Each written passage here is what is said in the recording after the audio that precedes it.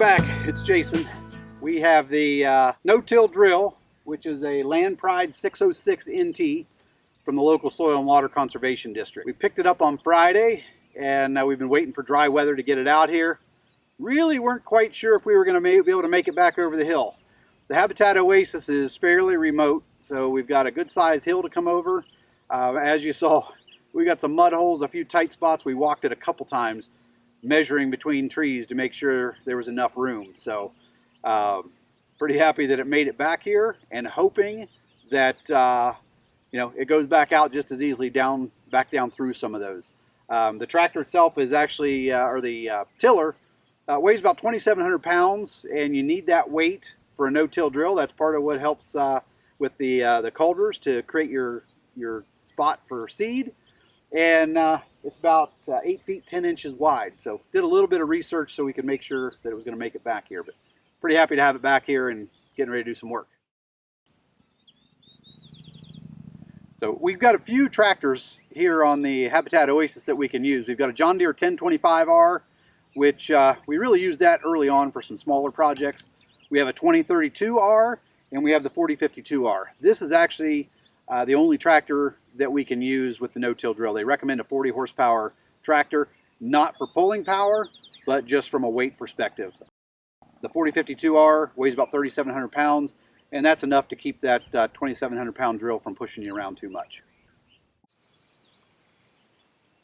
This is our first year using the no-till drill. Two reasons. One, we didn't have a tractor big enough to support it, and two, the local Soil and Water Conservation District actually just got this smaller drill, so it makes it much more manageable for us. This particular drill has 3 seed boxes on it. It's got a large seed box. This is where we'll plant beans and sunflowers out of. It's got a native grass seed box, and it's got a small seed box if you wanted to do clover. So 3 different seed boxes there that we can use. The reason that we've decided to no-till, and this is the first time we've done no-till, is we've mentioned a number of times the Sericea lespedeza that we have in our fields. So we have been fighting that for the last 3 years. We're spraying it with glyphosate, we're mowing it in the fall before it goes to seed, trying to break that cycle of that annual growing, seeding, and coming back the next year. We finally feel like we have it in pretty good shape, and one of the things we've done is opted not to turn the soil again and bring more lespedeza seeds to the surface. So we've hit this real good with glyphosate, and now we'll just go ahead and plant it. All we'll be doing is slitting and putting in a seed versus disturbing the soil again. So we're hoping that that gives us a little better result as we plant than turning over all those seeds in the seed bank and getting all that weed growth again. So that's the plan for using the no-till. We're pretty excited about it and anxious to get started. So let's talk about what we're going to plant today. We're going to start off with some native warm season grasses. We actually purchased this from Pheasants Forever, Quail Forever, and it's a mixture of 4 grasses. We've got big bluestem, we've got little bluestem, we have Indian grass, and sideoats gamma. The no-till drill, it has a native warm season grass box on it that's designed so that it will process this seed whether it's bearded or unbearded. So that box has a fluffer in there. It's going to make sure that the seeds feed through.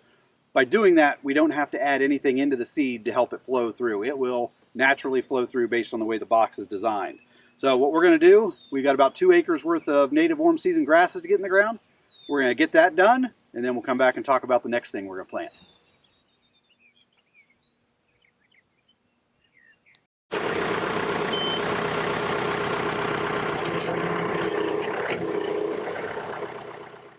A couple things we need to do to get ready to use the drill here. It is designed to protect against, if the hydraulics would fail, it keeps the hydraulics from collapsing. There we go. Collapsing and things hitting the road or hitting while you're traveling. So take off the stop. It mounts right up here on the tongue.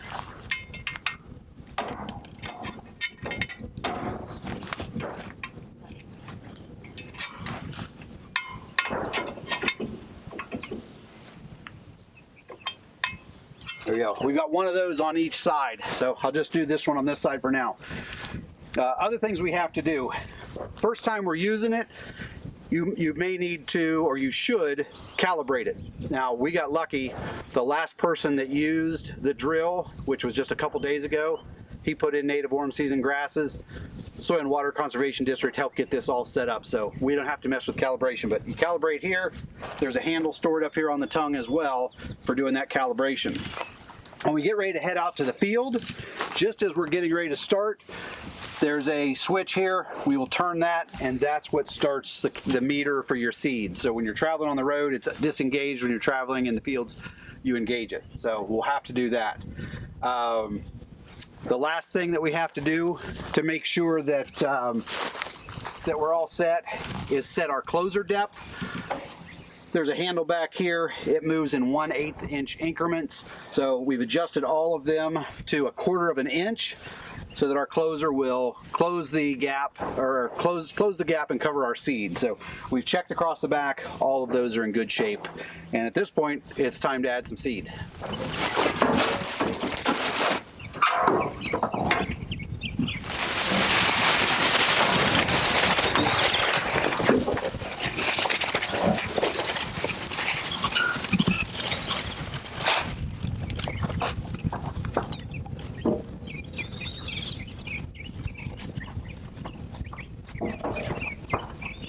I want to talk just for a minute about how the no-till planter works, just kind of the major components. And I'm no expert at this, but just to give you a high level. First of all, I've mentioned already, we've got 3 seed boxes. The seed boxes get set up to meter seed and drop a certain amount of seed down the seed tube to be planted. So from the box, we've got a tube that drops down. Each set of boxes has their own tubes, so they're going to drop a seed down.